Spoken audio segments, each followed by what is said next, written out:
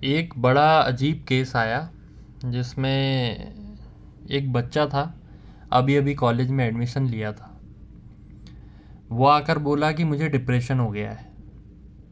या तो आप मेरी कुंडली में से कुछ बता दो, कुछ सॉल्यूशन दे दो, या अध्यात्म की कोई चीज़ बताओ जिससे मेरा जो अकेलापन है वो दूर हो जाए। क्योंकि उसकी एज कम दिख रही थी तो मैंने उससे पूछा कि क्या करते हो। तो जवाब आया, इंजीनियरिंग कॉलेज में एडमिशन लिया है और अभी अभी अपने गांव को छोड़कर यहाँ रहने आया हूँ। मैंने उससे पूछा कभी अकेले रहे हो। उसका जवाब था नहीं।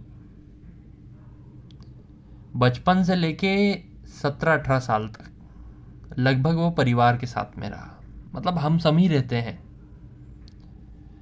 लेकिन जब वो यहाँ रहने आया, अकेला उसने कमरा लिया कहीं पर रेंट पर, तो उसे महसूस हुआ कि मौन, एकाग्रता और अकेलापन क्या होता है।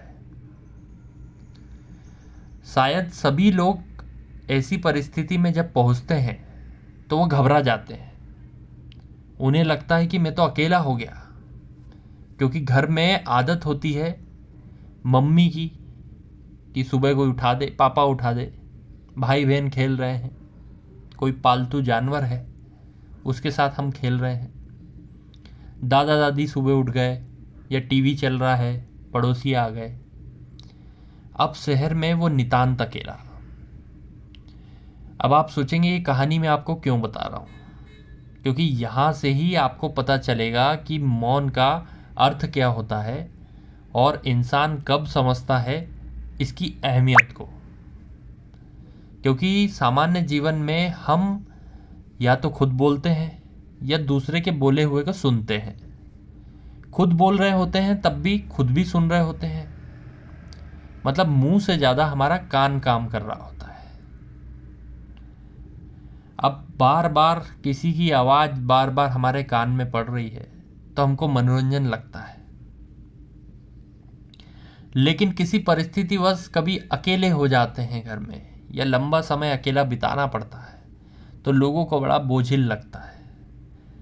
जबकि मैं ये कहता हूँ किसी भी परिस्थिति में अगर आपको किसी लंबे समय के लिए अकेले रहने का अवसर मिले, जहाँ पर किसी की आवाज़ ना आए और आप स्वयं को शांत कर सको, मौन कर सको, ना गाना बजे, ना कहीं किसी प्रकार का कोलाहल हो, ना दिमाग में कोई किसी प्रकार की चर्चा हो रही हो स्वयं से, तो ये अमृत काल कहलाता है।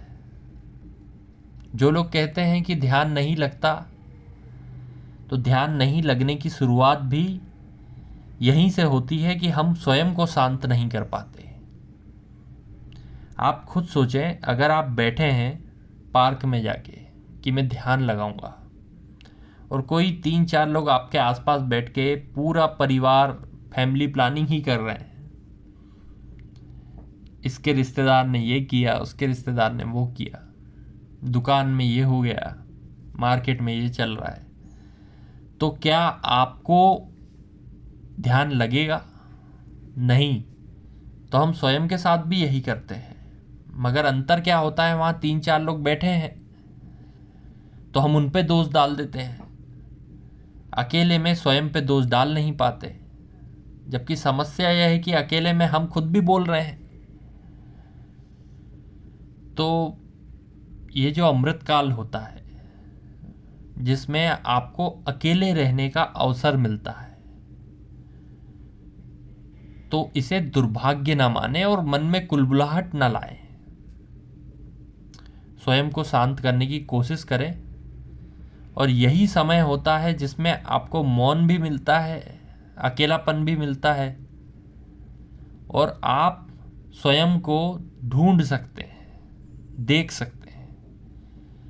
मैं तो उन लोगों को भी ये सजेस्ट करता हूँ जो परिवार में रहते हैं, जॉइंट फैमिली में भी रहते हैं,